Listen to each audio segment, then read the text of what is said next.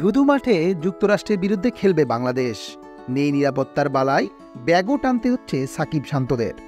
দুদিন আগেই টেক্সাসের grand prairie স্টেডিয়ামের উপর দিয়ে বয়ে গিয়েছিল ভয়াবহ ঝড়।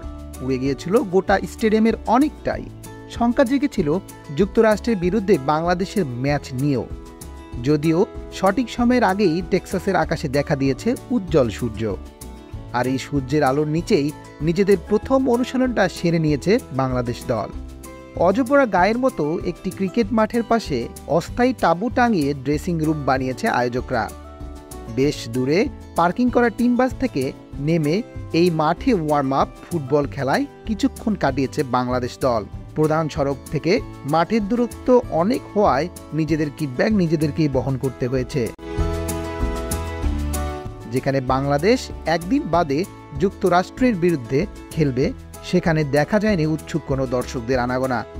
তাই নিরাপত্তার বালাই না থাকলেও কোনো সমস্যাই হয়নি বাংলাদেশ দলের। এমন নিরিবিলি পরিবেশ পেয়ে তাই বাংলাদেশ দলের অনুশীলনটাও হয়েছে দারুণ।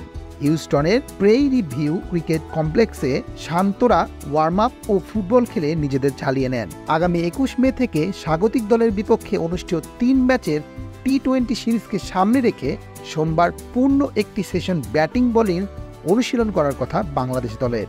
হিউস্টনের প্রেইরি ভিউ ক্রিকেট কমপ্লেক্সের 3 ম্যাচের সিরিজ শুরু হবে 21 মে থেকে। বাকি 2টি ম্যাচ হবে 23 ও 25 মে।